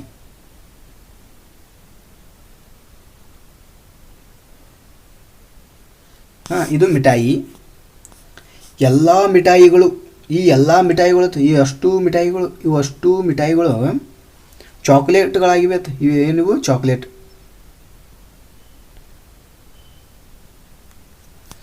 ಏನಿವು ಎಲ್ಲ ಮಿಠಾಯಿಗಳು ಏನಾಗ್ಯಾವು? ಚಾಕ್ಲೇಟ್ಗಳಂತ. ಅಂದರೆ ನಮಗೆ ನಿರ್ಧಾರ ತೆಗೆದುಕೊಳ್ಬೇಕು, ಇದ್ರಾಗ ಕರೆಕ್ಟ್ ಐತೆ ಏನು ತಪ್ಪದವು ಅಂತಂದು. ಏನು ಕೊಟ್ಟಿದ್ದಾರೆ? ಕೆಲವು ಚಾಕ್ಲೇಟ್ಗಳು ಮಿಠಾಯಿಗಳಾಗಿವೆ. ಕೆಲವು ಚಾಕ್ಲೇಟ್ಗಳು ಮಿಠಾಯಿಗಳು ಯಾಕವು? ಕರೆಕ್ಟಾಗಿದೆ. ಕೆಲವು ಚಾಕ್ಲೇಟ್ಗಳು ಮಿಠಾಯಿಗಳು ಅಂದರೆ ಎಲ್ಲ ಚಾಕ್ಲೇಟ್ಗಳು ಆಗಲ್ಲ, ಕೆಲವು ಮಾತ್ರ ಹಾಕವು. ಅಂದರೆ ಇಲ್ಲಿ ಇರುವಂಥ ಒಂದು ಚಾಕ್ಲೇಟ್ಗಳು ಮಾತ್ರ ಮಿಠಾಯಿಗಳಾಕವು. ಇದು ಆಪ್ಷನ್ಸ್ ಇದು ಕರೆಕ್ಟಾಗಿದೆ ಎ. ಅದೇ ರೀತಿ ಕೆಲವು ಮಿಠಾಯಿಗಳು ಕೇಕ್ಗಳಾಗಿರುವುದಿಲ್ಲ. ಕೆಲವು ಮಿಠಾಯಿಗಳಂತ ಈ ಮಿಠಾಯಿಗಳು ಏನಿವು? ಈ ಮಿಠಾಯಿಗಳು ಕೇಕ್ಗಳು ಆಗಿರುವುದಿಲ್ಲ ಅಂತ. ಅಂದರೆ ಕೇಕ್ಗಳು ಅರ್ಧ ಭಾಗ ಬಂದಾವೆ. ಇಲ್ಲಿ ಮಿಠಾಯಿಗಳು ಅರ್ಧ ಭಾಗ ಕೇಕ್ ಒಳಗೆ ಸೇರ್ಯಾವು. ಅಂದರೆ ಕೇಕ್ ಮತ್ತು ಮಿಠಾಯಿ ಮಿಕ್ಸ್ ಇದೆ, ಅರ್ಧ ಅರ್ಧ ಇದೆ. ಅದಕ್ಕೆ ನಮಗೆ ಆನ್ಸರ್ ಇದು ತಪ್ಪಾಗುತ್ತೆ. ಇದರ ಆನ್ಸರನ್ನು ನೋಡ್ಬೋದು ಕೆಳಗಡೆ. ನಮಗೆ ಏನು ನೋಡ್ಬೋದು ಆಪ್ಷನ್ಸನ್ನು.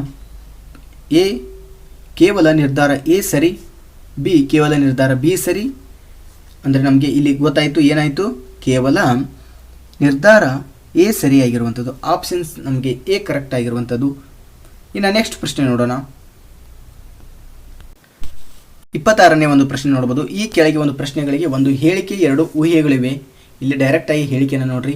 ನೀವು 1 ವರ್ಷದ ಒಂದು ಪರೀಕ್ಷಣಾ ಸಂಪಾದಕರಾಗಿ ನಿಯುಕ್ತರಾಗಿದ್ದೀರಿ ಮತ್ತು ನಿಮ್ಮ ಒಂದು ಕಾರ್ಯಕ್ಷಮತೆಯನ್ನು ದೃಢೀಕರಣ ಒಂದು ಅವಧಿಯ ಕೊನೆಗೆ ಪರಿಶೀಲಿಸಲಾಗುತ್ತದೆ. ನೇಮಕಾತಿಯ ಒಂದು ಪತ್ರದ ಒಂದು ಸಾಲು ಅಂತ ಕೊಟ್ಟಿದ್ದಾರೆ. ಇಲ್ಲಿ ಊಹೆಗಳನ್ನು ನೋಡ್ರಿ, ನಿಮ್ಮ ಊಹೆಗಳಾಗಬೇಕು. ಇದು ಒಬ್ಬ ವ್ಯಕ್ತಿ ಕಾರ್ಯಕ್ಷಮತೆಯ ನೇಮಕಾತಿಯ ಒಂದು ವೇಳೆ ಸರಿಯಾಗಿ ತಿಳಿದಿರುವುದಿಲ್ಲ ಅಂತ ಇದೆ. ಅದೇ ರೀತಿ ನೆಕ್ಸ್ಟ್ ನೋಡ್ಬೋದು, 2ನೇ ಊಹೆಯನ್ನು ನೋಡ್ಬೋದು. ಸಾಧಾರಣವಾಗಿ ಒಬ್ಬ ವ್ಯಕ್ತಿಯು ಪರೀಕ್ಷಣಾ ಅವಧಿಯಲ್ಲಿ ತನ್ನ ಮೌಲ್ಯವನ್ನು ಸಾಬೀತುಪಡಿಸಲು ಯತ್ನಿಸುತ್ತಾನೆ ಅಂತ ಇದೆ. ಇಲ್ಲಿ 2 ಊಹೆಗಳು ನಮಗೆ ಆಪ್ಷನ್ಸ್ ಏನಾಗುತ್ತೆ? ಇದು 26ನೇ ಒಂದು ಪ್ರಶ್ನೆಗೆ ಆಪ್ಷನ್ಸ್ ಡಿ ಕರೆಕ್ಟ್ ಆಗಿರುವಂಥದ್ದು. ಅಂದರೆ 2 ಊಹೆಗಳು ನಮಗೆ ಏನಾಗುತ್ತೆ? ಸೂಚ್ಯವಾಗಿರುವಂಥದ್ದು, ಕರೆಕ್ಟ್ ಆಗಿರುವಂಥದ್ದು ಅಂತಂದು ಇದೆ. ಇನ್ನು ನೆಕ್ಸ್ಟ್ ಪ್ರಶ್ನೆ ನೋಡೋಣ. 27ನೇ ಒಂದು ಪ್ರಶ್ನೆ ನೋಡ್ರಿ. ಇದು ಸಹಿತ ಹೇಳಿಕೆ ಮತ್ತು ವಾದಗಳಂತ ಇದೆ. ಇಲ್ಲಿ ನೋಡ್ಬೋದು, ನಮ್ಮ ದೇಶದಲ್ಲಿ ಬಹುರಾಷ್ಟ್ರೀಯ ಕಂಪನಿಗಳ ಒಂದು ಹಿರಿಯ ನಿರ್ವಾಹಕನ ಒಂದು ಸಂಬಳದ ಮೇಲೆ ಮಿತಿ ಇರಬೇಕು ಅಂತ ಇದೆ. ವಾದವನ್ನು ನೋಡ್ಬೋದು. ಹೌದು, ಇಲ್ಲವಾದರೆ ಅನಾರೋಗ್ಯಕರ ಒಂದು ಸ್ಪರ್ಧೆಗೆ ಮತ್ತು ಹೋಲಿಕೆಗೆ ಏನಾಗುತ್ತೆ? ಕಾರಣವಾಗಬಹುದು ಮತ್ತು ನಮ್ಮ ಉದ್ಯಮಕ್ಕೆ ಇದು ಎದುರಿಸುವ ಒಂದು ಸಾಮರ್ಥ್ಯವಿಲ್ಲದಂತಾಗುತ್ತದೆ. ಇನ್ನು 2ನೇ ಒಂದು ವಾದವನ್ನು ನೋಡ್ರಿ. ಇಲ್ಲ, ಆರ್ಥಿಕ ಉದಾರೀಕರಣ ಆರೋಹಣ ಶೈಲಿಯಲ್ಲಿ ಅಂತಹ ಯಾವುದೇ ನಡೆಯನ್ನು ಪ್ರತಿ ಉತ್ಪಾದಕ ಮತ್ತು ತಿಳಿಯಲಾಗುವುದು ಆರ್ಥಿಕತೆಯ ಮುಂದುವರಿಯದಲ್ಲಿ ಈ ಅಸಮಾನತೆಗಳು ಕಡಿಮೆಯಾಗುತ್ತವೆ ಅಂತ ಇದೆ. 27ನೇ ಒಂದು ಪ್ರಶ್ನೆಗೆ ನಮಗೆ ಆಪ್ಷನ್ಸ್ ಯಾವುದಾಗುತ್ತೆ? ಡಿ ಕರೆಕ್ಟ್ ಆಗಿರುವಂಥದ್ದು. ಎರಡೂ ವಾದಗಳು ಒಂದು ಪ್ರಬಲವಾಗಿರುವಂಥದ್ದು ಅಂತಂದ ನೋಡ್ತೀವಿ. ಇನ್ನು 28ನೇ ಒಂದು ಪ್ರಶ್ನೆ ನೋಡೋಣ. ಎ ಇಂದ ಡಿ ಪದಗಳಲ್ಲಿ ಒಂದು ಭಿನ್ನವಾಗಿದೆ, ಅದನ್ನು ಯಾವುವು ಎಂದು ಗುರುತಿಸಿ ಅಂತ ಇದೆ. ಆಪ್ಷನ್ಸನ್ನು ನೋಡ್ಬೋದು. ಆಪ್ಷನ್ಸ್ ಎ ಇದೆ, ಬೆಳ್ಳಿ ಬಣ್ಣದ ಒಂದು ಪ್ಲಾಸ್ಟಿಕ್ ಇದೆ. ಬಿ ಬೆಳ್ಳಿಯಾಗಿರುವಂಥದ್ದು. ಸಿ ಬಿರಡೆಯಾಗಿರುವಂಥದ್ದು. ಡಿ ಮರ ಅಂತ ನೋಡ್ತೀವಿ. ನಾವು ಇಲ್ಲಿ ನೋಡ್ಬೋದು ಆಪ್ಷನ್ಸ್ ನಮಗೆ 28ನೇ ಒಂದು ಪ್ರಶ್ನೆಗೆ ಆಪ್ಷನ್ಸ್ ಬೆಳ್ಳಿ ಅಂತ ನೋಡ್ಬೋದು. ಇನ್ನು 29ನೇ ಒಂದು ಪ್ರಶ್ನೆ ನೋಡ್ರಿ. ಮೇಲ್ತುದಿಯಲ್ಲಿ ಕೊಟ್ಟ ಒಂದು ಜೋಡಿ ಪದಗಳಲ್ಲಿರುವ ಸಂಬಂಧವನ್ನೇ ಹೊಂದಿದ ಪದಗಳ ಒಂದು ಜೋಡಿಯನ್ನು ಆರಿಸಿ ಅಂತ ಇದೆ. ನಿಕೃಷ್ಟ ಒಂದು ಮಹತ್ವ ಅಂತ ಕರಿತೀವಿ. ನೋಡ್ರಲ್ಲಿ ಅಗತ್ಯಕ್ಕಿಂತ ಹೆಚ್ಚಿನ ಅಂತ ಕೊಟ್ಟಿದ್ದಾರೆ. ಚರ್ಚೆ ಆಗಿರುವಂಥದ್ದು. ಭವ್ಯವಾದ ಒಂದು ಸಂಪತ್ತು. ನಿರಸ ಅಂತ ಇದೆ. ಸ್ವಂತಿಕೆ ಅಂತ ಬರೆದಿದ್ದಾರೆ. ಡಿ ಅನ್ನೋ ಇದೆ. ಓರೆಯಾದ ಒಂದು ಜನಪ್ರಿಯ ಅಂತ ಇದೆ. ಇಲ್ಲಿ ನಮಗೆ 29ನೇ ಒಂದು ಪ್ರಶ್ನೆಗೆ ಆಪ್ಷನ್ಸ್ ನೋಡ್ಬೋದು. ಆಪ್ಷನ್ ಸಿ ಕರೆಕ್ಟ್ ಆಗಿರುವಂಥದ್ದು. ನಿರಸ ಸ್ವಂತಿಕೆ ಅಂತ ನೋಡ್ತೀವಿ.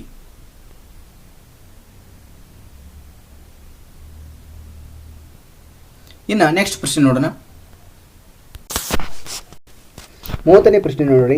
ಈ ಕೆಳಗಿನವುಗಳಲ್ಲಿ ತಾರ್ಕಿಕವಾಗಿ ಒಂದು ಸಮನಾಗಿರುವ ವಾಕ್ಯ ಯಾವುದು? ಇದು ಭಾನುವಾರವಾದರೆ ಮ್ಯಾಟ್ ಹಾಕಿ ಆಡಲು ಸಾಧ್ಯವಿಲ್ಲ ಅಂತ ಇದೆ. ಆಪ್ಷನ್ಸ್ಗಳನ್ನು ನೋಡಬಹುದು. ಇದು ಎ ಇಂದು ಭಾನುವಾರ ಮತ್ತು ಮ್ಯಾಟ್ ಹಾಕಿ ಆಡಬಹುದು.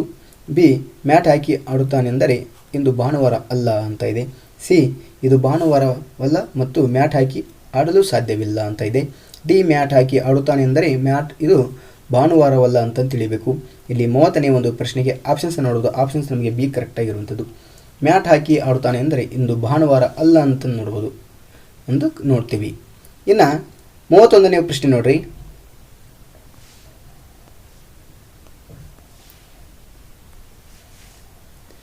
ಸಿಮ್ ಎಂದರೆ ಏನು? ಆಪ್ಷನ್ಸ್ ನೋಡ್ಬೋದು. ಸಬ್ಸ್ಕ್ರೈಬರ್ ಇಂಟಿಗ್ರೇಟೆಡ್ ಮಾಡೆಲ್ ಅಂತ ನೋಡ್ತೀವಿ. ಬಿ ಸ್ಟ್ಯಾಂಡರ್ಡ್ ಇಂಟಿಗ್ರೇಟೆಡ್ ಮಾಡೆಲ್ ಅಂತ ನೋಡ್ತೀವಿ. ಸಬ್ಸ್ಕ್ರೈಬರ್ ಐಡೆಂಟಿ ಮಾಡೆಲ್ ಅಂತ ನೋಡ್ತೀವಿ. ಡಿ ಸ್ಟ್ಯಾಂಡರ್ಡ್ ಐಡೆಂಟಿ ಮಾಡೆಲ್ ಅಂತ ನೋಡ್ತೀವಿ. 31ನೇ ಪ್ರಶ್ನೆಗೆ ನಮ್ಮ ಸಿಮ್ ಎಂದರೆ ವಿಸ್ತೃತ ರೂಪ ಏನು? ಆಪ್ಷನ್ಸ್ ನಮಗೆ ಸಿ ಕರೆಕ್ಟ್ ಆಗಿರುವಂಥದ್ದು. ಸಬ್ಸ್ಕ್ರೈಬರ್ ಐಡೆಂಟಿ ಮಾಡೆಲ್ ಅಂತ ನೋಡ್ತೀವಿ. ಇನ್ನು 32ನೇ ಪ್ರಶ್ನೆ. ಲೈಟ್ ಎಮಿಟಿಂಗ್ ಡಯೋಡ್ ಅಂದರೆ LED ಅಂತ ಕರಿತೀವಿ. ಏನೇನು ಪರಿವರ್ತಿಸುತ್ತದೆ ಅಂದರೆ ಬೆಳಕಿನ ಶಕ್ತಿಯನ್ನು ವಿದ್ಯುತ್ ಶಕ್ತಿಯನ್ನಾಗಿ ಪರಿವರ್ತಿಸುತ್ತದೆ. ಇನ್ನು ವಿದ್ಯುತ್ ಶಕ್ತಿಯನ್ನು ಬೆಳಕಿನ ಶಕ್ತಿಯನ್ನಾಗಿ ಪರಿವರ್ತಿಸುತ್ತದೆ. ಉಷ್ಣ ಶಕ್ತಿಯನ್ನು ಬೆಳಕಿನ ಶಕ್ತಿಯಾಗಿ ಪರಿವರ್ತಿಸುತ್ತದೆ. ಯಾಂತ್ರಿಕ ಶಕ್ತಿಯನ್ನು ವಿದ್ಯುತ್ ಶಕ್ತಿಯನ್ನಾಗಿ ಪರಿವರ್ತಿಸುತ್ತದೆ. ಆಪ್ಷನ್ಸ್ ನೋಡೋದು. ಆಪ್ಷನ್ಸ್ 32ನೇ ಒಂದು ಪ್ರಶ್ನೆಗೆ ಉಷ್ಣ ಶಕ್ತಿಯನ್ನು ವಿದ್ಯುತ್ ಶಕ್ತಿಯಾಗಿ ಪರಿವರ್ತಿಸುತ್ತದೆ LED.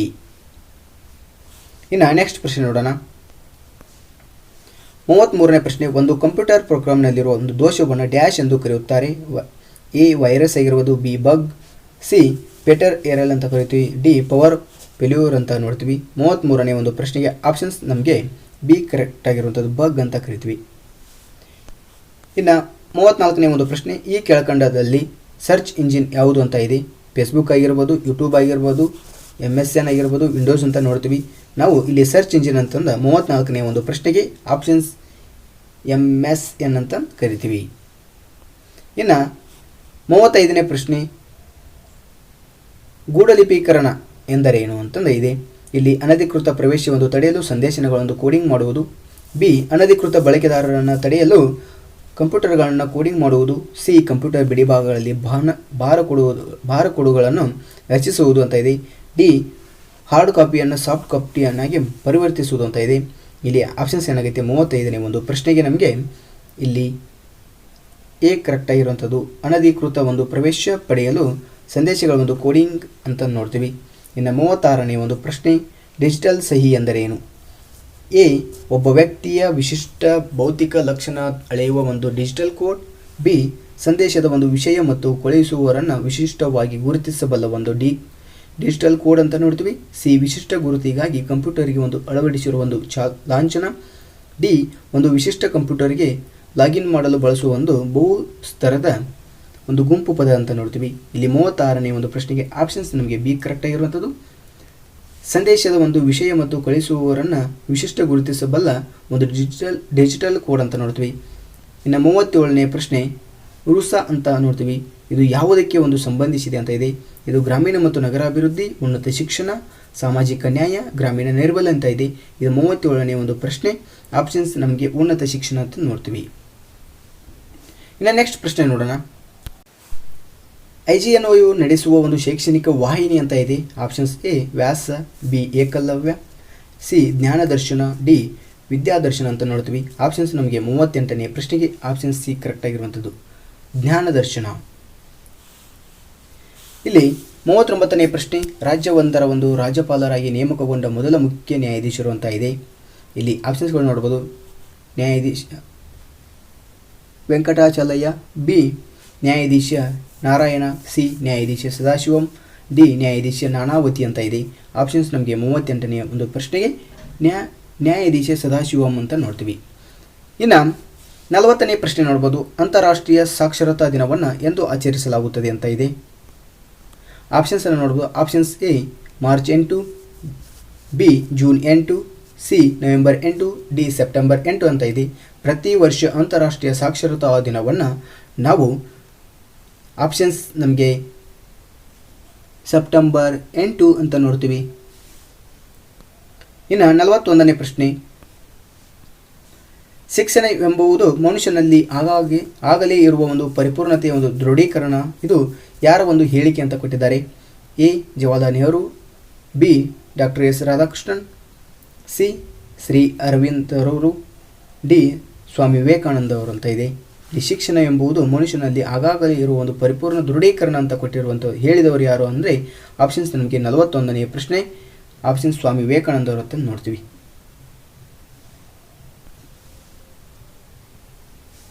ಇನ್ನು 42ನೇ ಪ್ರಶ್ನೆ ಏನಿದೆ. ಯೂನಿವರ್ಸಿಟಿ ನ್ಯೂಸ್ ಪ್ರಕಾಶಕರು ಅಂತ ಇದೆ. ಎ MHRD ಅಂತ ನೋಡ್ತೀವಿ, B AIU, C UGC, D NCERT ಅಂತ ನೋಡ್ತೀವಿ. ಇಲ್ಲಿ 42ನೇ ಒಂದು ಪ್ರಶ್ನೆಗೆ ಆಪ್ಷನ್ಸ್ ನಮಗೆ AIU ಅಂತ ನೋಡ್ತೀವಿ. ಇನ್ನು ಈ ಕೆಳಗಿನ ಒಂದು ಗದ್ಯಾಂಶವನ್ನು ಗಮನದಲ್ಲಿಟ್ಟುಕೊಂಡು ಅಂದರೆ ಒಂದು ಪ್ಯಾರಾಗ್ರಾಫ್ ಕೊಡ್ತಾರೆ. 43ರಿಂದ 48 ಪ್ರಶ್ನೆಗಳನ್ನು ಕೊಟ್ಟಿದ್ದಾರೆ. ಆ ಒಂದು ಪ್ಯಾರಾಗ್ರಾಫನ್ನು ಓದಿಕೊಂಡು ನೀವು ಸರಿಯಾಗಿ ಒಂದು ಉತ್ತರವನ್ನು ನೋಡ್ಕೋಬೇಕು. ಇನ್ನು ಇವುಗಳಲ್ಲಿ ಡೈರೆಕ್ಟಾಗಿ ಆನ್ಸರನ್ನು ಹೇಳ್ತಾ ಹೋಗ್ತೀನಿ ನೋಡ್ರಿ. 43ರಿಂದ 48ನೇ ಪ್ರಶ್ನೆಗೆ 43ನೇ ಪ್ರಶ್ನೆ ಏನಿದೆ, ಆಲ್ವಿನ್ ಟಾಪ್ಲರ್ ಯಾರು ಅಂತ ಕೊಟ್ಟಿದ್ದಾರೆ. ಆಪ್ಷನ್ಸನ್ನು ನೋಡೋದಕ್ಕಿಂತ ನಾವು ಡೈರೆಕ್ಟಾಗಿ ಆನ್ಸರನ್ನು ನೋಡ್ತಾ ಹೋಗೋಣ. 43ನೇ ಪ್ರಶ್ನೆಗೆ ಆಪ್ಷನ್ಸ್ ನಮಗೆ ಡಿ ಕರೆಕ್ಟ್ ಆಗಿರುವಂಥದ್ದು ಭವಿಷ್ಯವಾಣಿ ಅಂತ ನೋಡ್ತೀವಿ. ಅದೇ ರೀತಿ 44ನೇ ಒಂದು ಪ್ರಶ್ನೆ, ಯಾವುದು ಕಲ್ಪನೆಯಾಗಿತ್ತೋ ಅದು ಸಾಧ್ಯವಾಗಿದೆ ಅಂತ ಇದೆ. ಆಪ್ಷನ್ಸ್ ನೋಡ್ಬೋದು. ಆಪ್ಷನ್ಸ್ ನಮಗೆ 44ನೇ ಒಂದು ಪ್ರಶ್ನೆಗೆ ಆಪ್ಷನ್ಸ್ ಚಂದ್ರನ ಮೇಲೆ ಇರುವ ಒಂದು ಮಾನವ ಅಂತಂದಿದೆ. ಇನ್ನು ನೆಕ್ಸ್ಟ್ ಪ್ರಶ್ನೆ ನೋಡೋಣ. 45ನೇ ಪ್ರಶ್ನೆ ಏನಿದೆ, ಆಲ್ವಿನ್ ಟಾಪ್ಲರ್ನ ಉತ್ತಮ ಕೃತಿಗಳು ಯಾವುವು ಅಂತ ಕೊಟ್ಟಿದ್ದಾರೆ. ಇಲ್ಲಿ ನೋಡ್ಬೋದು. ಡೈರೆಕ್ಟ್ ಆನ್ಸರನ್ನು ಹೇಳ್ತೀನಿ. ಆಪ್ಷನ್ಸ್ ನಮಗೆ ಫ್ಯೂಚರ್ ಶಾಕ್ ಅಂತ ನೋಡ್ತೀವಿ. ಇನ್ನು 46ನೇ ಒಂದು ಪ್ರಶ್ನೆ, ಕರ್ಜ್ವೆಲ್ನ ಆಲ್ವಿನ್ ಟಾಪ್ಲರ್ನಿಂದ ಹೇಗೆ ಭಿನ್ನ ಅಂತ ಕೊಟ್ಟಿದ್ದಾರೆ. ಇಲ್ಲಿ ನೋಡ್ಬೋದು ನಮಗೆ ಶ್ರೇಷ್ಠ ತಂತ್ರಜ್ಞ ಅಂತಂದು ನೋಡ್ಬೋದು. ಇನ್ನು ನೆಕ್ಸ್ಟ್ ನೋಡೋಣ. 47ನೇ ಒಂದು ಪ್ರಶ್ನೆ,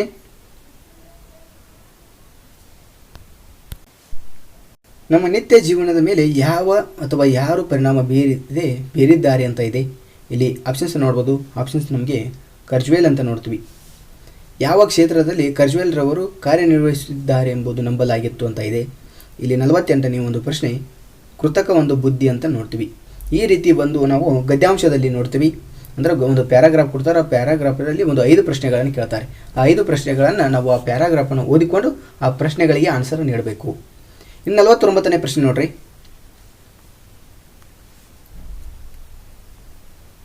49ನೇ ಪ್ರಶ್ನೆ ಏನಿದೆ, A, B, C ಮತ್ತು C ಎಂಬ ಕ್ರಮವಾಗಿ 36, 54, 72 ದಿನಗಳಲ್ಲಿ ಒಂದು ಕೆಲಸವನ್ನು ಮಾಡಬಹುದು. ಅವರು ಕೆಲಸ ಆರಂಭಿಸಿದರು. ಆದರೆ A 8 ದಿನಗಳು ಇರುವಂತೆ, B 12 ದಿನಗಳು ಇರುವಂತೆ ಕೆಲಸವನ್ನು ಬಿಟ್ಟು ಹೊರಟು ಹೋದರು. ಈಗ C ಎಷ್ಟು ದಿನಗಳಲ್ಲಿ ಕೆಲಸ ಮಾಡುತ್ತಾರೆ ಅಂತ ಇದೆ. ಇವುಗಳನ್ನು ನೀವು ಲಸ ಕಂಡುಹಿಡಿಬೇಕು. ಲಸ ಕಂಡುಹಿಡಿದ ಅವುಗಳನ್ನು ಕಳಿಬೇಕು. ಕಳೆದಾಗ ನಿಮಗೆ C ವ್ಯಕ್ತಿಯದು ನಾವು ಕಂಡುಹಿಡಿಬೇಕಂತ ನಿಮಗೆ ಒಂದು ಹಿಂದಿನ ತರಗತಿಯಲ್ಲಿ ಅನುಪಾತ ಮತ್ತು ಸಮಾನುಪಾತದಲ್ಲಿ ಇದು ಬರುತ್ತೆ. ಈ ರೀತಿ ಒಂದು ಪ್ರಶ್ನೆಗಳನ್ನು ನೋಡ್ತೀವಿ. ರೇಷಿಯೋ ಆ್ಯಂಡ್ ಪ್ರಪೋರ್ಷನಲ್ಲಿ ನೋಡ್ತೀವಿ. ಆನ್ಸರ್ ಏನಾಗುತ್ತೆ ನಮಗೆ 49ನೇ ಒಂದು ಪ್ರಶ್ನೆಗೆ ಆಪ್ಷನ್ಸ್ ಡಿ ಕರೆಕ್ಟ್ ಆಗಿರುವಂಥದ್ದು 24 ಅಂತ ನೋಡ್ತೀವಿ. ಇನ್ನು ನೆಕ್ಸ್ಟ್ ಪ್ರಶ್ನೆ ನೋಡೋಣ.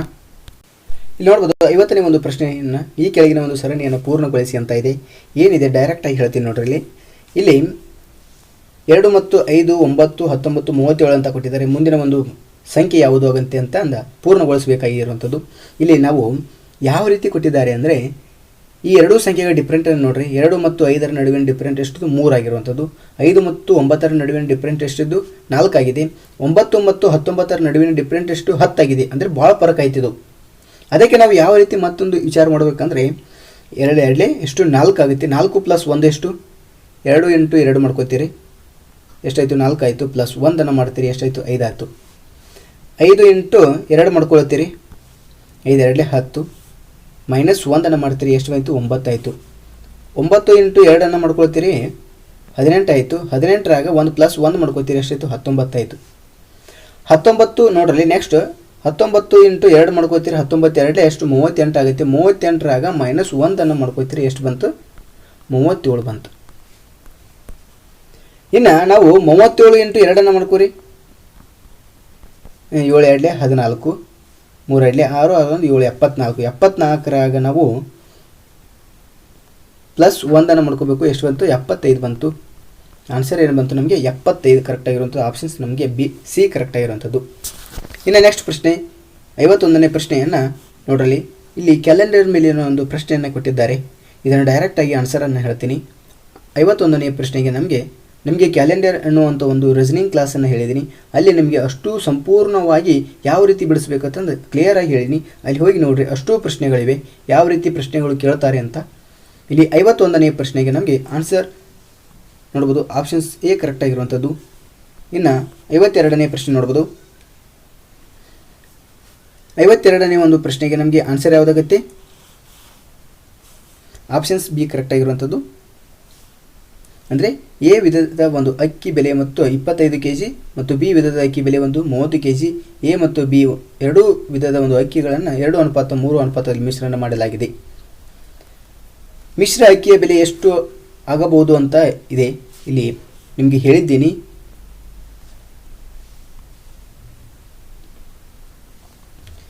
ಇನ್ನು 53ನೇ ಒಂದು ಪ್ರಶ್ನೆ ಡೈರೆಕ್ಟ್ ಆನ್ಸರ್ ಆಗಿ ಹೇಳ್ತೀನಿ ನೋಡ್ರಲ್ಲಿ. ಕ್ವಶನನ್ನು ಓದಲ್ಲ ಇಲ್ಲಿ.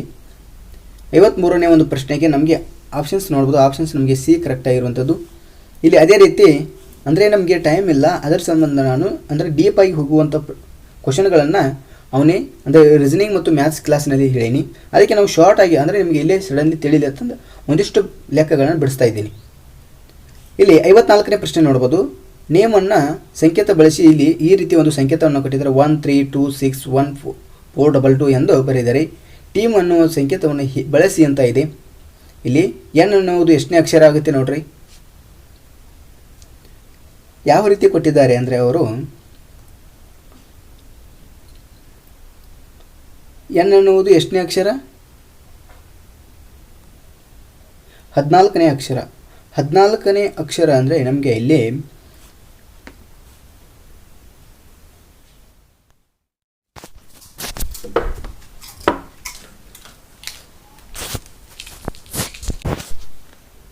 ಐವತ್ನಾಲ್ಕನೇ ಪ್ರಶ್ನೆಯನ್ನು ನೇಮ್ ಅನ್ನೋ ಒಂದು ಸಂಕೇತ ಕೊಟ್ಟಿದ್ದಾರೆ. 1 3 2 6 1 4 2 2 ಎಂದು ಬರೆದಿದ್ದಾರೆ. ಟೀಮನ್ನು ಸಂಕೇತ ಬಳಸಿ ಹೇಗೆ ಬರೆಯಬಹುದು ಅಂತ ಇದೆ. ಆಪ್ಷನ್ಸ್ ನೋಡಬಹುದು. ಆಪ್ಷನ್ಸ್ ನಮಗೆ ಎ ಬಿ ಸಿ ಡಿ ಅಂತ ಈ ರೀತಿ ಆಪ್ಷನ್ಸ್ಗಳನ್ನು ಕೊಟ್ಟಿದ್ದಾರೆ. ಒಂದು 54ನೇ ಒಂದು ಪ್ರಶ್ನೆಗೆ ಆಪ್ಷನ್ಸ್ ನಮಗೆ ಎ ಕರೆಕ್ಟ್ ಆಗಿರುವಂಥದ್ದು. ಇನ್ನು ಮುಂದಿನ ಪ್ರಶ್ನೆ ನೋಡ್ರಿ. ತರಗತಿಯಲ್ಲಿನ ಒಂದು ಸಂವಹನ ವಿಧ ಯಾವುದು ಅಂತ ಇದೆ. ಎ ಸಮೂಹ ಸಂವಹನ, ಬಿ ಸಾರ್ವಜನಿಕ ಸಂವಹನ, ಸಿ ಅಂತರ್ವ್ಯಕ್ತಿ ಸಂವಹನ, ಡಿ ಮಧ್ಯಮ ಆಧಾರಿತ ಒಂದು ಸಂವಹನ ಅಂತ ನೋಡ್ತೀವಿ.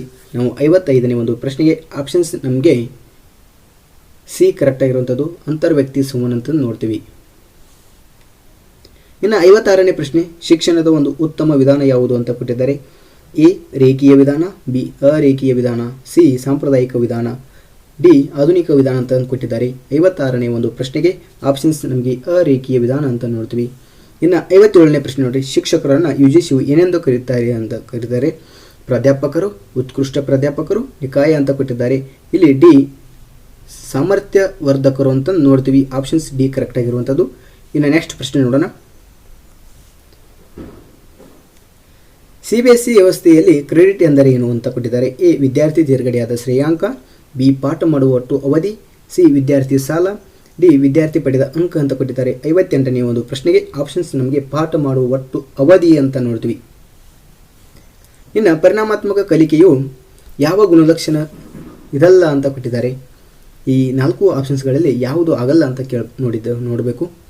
ಎ ಪಠ್ಯಕ್ರಮದಿಂದ ಮಾತ್ರ ಕಲಿಯುತ್ತಾರೆ, ಜ್ಞಾನವನ್ನು ಹಂಚಿಕೊಳ್ಳುವುದು, ಪ್ರಶ್ನಿಸುವುದು, ಕುತೂಹಲ ಅಂತ ಇದೆ. ಇಲ್ಲಿ ನಾವು ಆಪ್ಷನ್ಸ್ ಏನು ನೋಡ್ಬೋದು. ಆಪ್ಷನ್ಸ್ ನಮ್ಮ ಪಠ್ಯಕ್ರಮದಿಂದ ಮಾತ್ರ ಕಲಿಯುವುದು, ಇದು ತಪ್ಪಾಗುತ್ತೆ ಅಂತ ಇದೆ. ಇನ್ನು 60ನೇ ಪ್ರಶ್ನೆ, ಕೊನೆಯ ಪ್ರಶ್ನೆ ಏನಿದೆ, ಶಿಕ್ಷಕರಿಗೆ ಇದೊಂದು ಉಪಯೋಗಕಾರಿ ಈ ಸಂಪನ್ಮೂಲ ಸಾಧನ ಯಾವುದು ಅಂತ ಕೊಟ್ಟಿದ್ದಾರೆ. ಎ SEOP ಅನ್ನು ನೋಡ್ತೀವಿ, ಬಿ PACO ಅಂತ ನೋಡ್ತೀವಿ, ಸಿ OPSC ಅಂತ ನೋಡ್ತೀವಿ, ಡಿ COPA ಅಂತ ನೋಡ್ತೀವಿ. ಈ ರೀತಿ ಆಪ್ಷನ್ಸ್ಗಳಿವೆ. ಈ ಆಪ್ಷನ್ಸ್ಗಳ ಒಂದು ವಿಸ್ತೃತ ರೂಪವನ್ನು ಮತ್ತು ಈ ಒಂದು ಪ್ರಶ್ನೆಗೆ 60ನೇ ಒಂದು ಪ್ರಶ್ನೆಗೆ ಕಮೆಂಟ್ನಲ್ಲಿ ತಿಳಿಸ್ರಿ. ನಾಳೆಯ ಒಂದು ಎಕ್ಸಾಮ್ಗೆ ಮತ್ತೊಮ್ಮೆ ನಿಮಗೆ ಆಲ್ ದ ಬೆಸ್ಟ್ ಹೇಳ್ತಾ ಇವತ್ತಿನ ತರಗತಿಯನ್ನು 2015ರ ಒಂದು ಕ್ವಶನ್ ಪೇಪರನ್ನು ಕಂಪ್ಲೀಟಾಗಿ ಮುಗಿಸಿದ್ದೇನೆ. Thank you.